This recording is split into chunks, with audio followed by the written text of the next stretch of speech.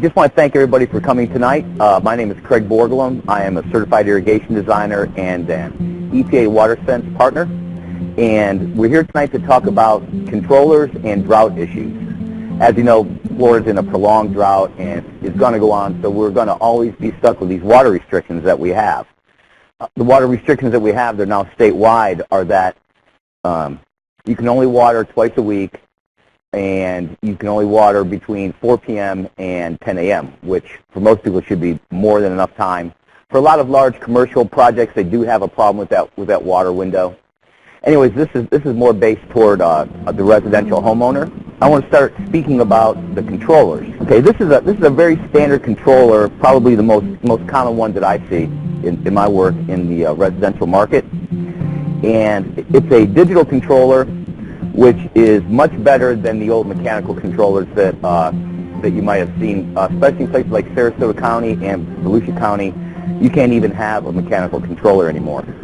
So after I show how to operate this, then I was going to do a small PowerPoint showing how to change one out yourself in case you wanted to do that. So first, let's talk about run times. Sprays, which are the little pop-up ones that don't move, they just pop up, spray, and then pop back down.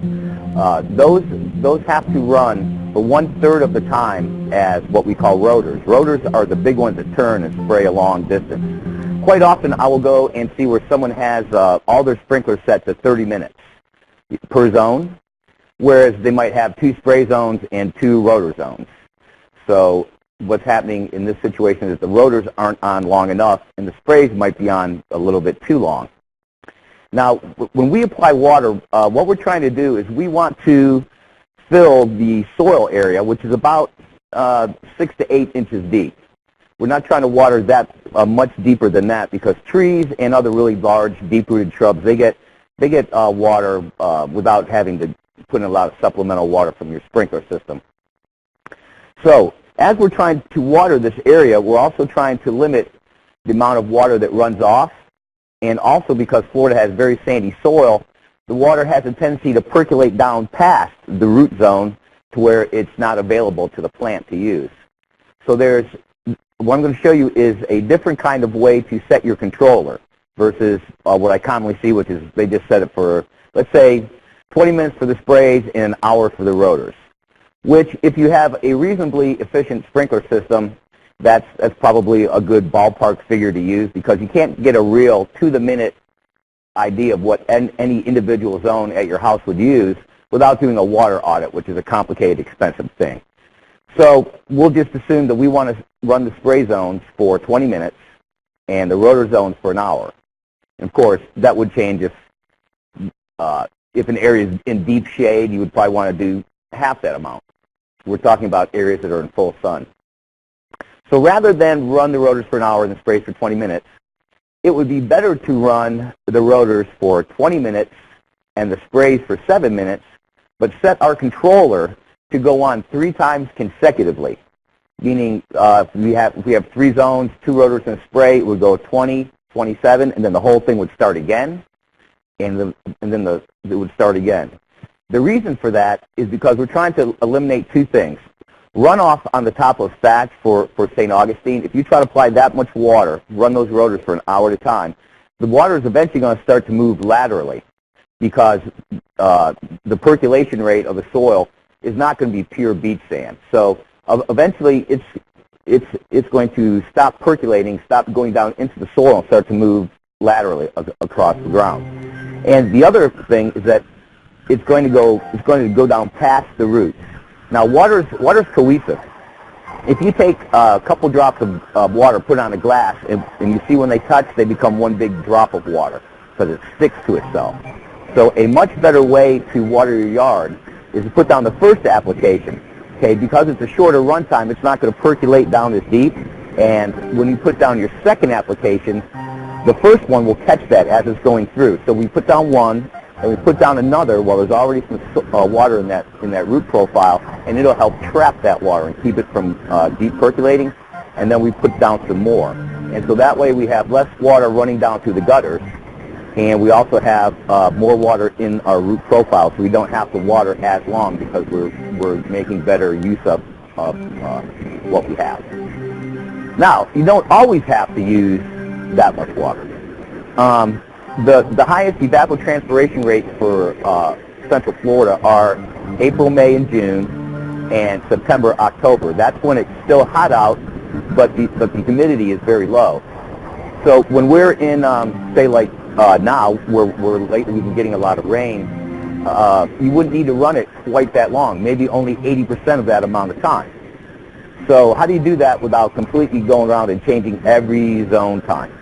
Well, any decent digital controller will have a function here called a water budget or a water adjust. I think Hunter calls it a global adjust. And what it does is if we have 60 minutes on zone 1, and let's see what I'm going to do here, 20 on that and 60 on that. Let's say we want to use, we think we could drop our runtime by about 20%. So instead of changing all of these individually and trying to do the math on it too, what's the 20% of whatever you're running, you turn it to this water budget. And using the up-down buttons, if we bring this down to 70% and we start this controller, now instead of the zone 1 running for 60 minutes, it's going to run 42. And what was running 20 minutes is now going to run 14. And when we get in the wintertime, you can probably set this down to 30 or 40% of what's needed during the hottest, least humid parts of the year. Now, I'm going to show you how to, I'm going to bring this back up to 100. And I'm going to show you how to set these run times. Okay. That's at 60 minutes, so we don't want to do that. We're going to bring that down to 20.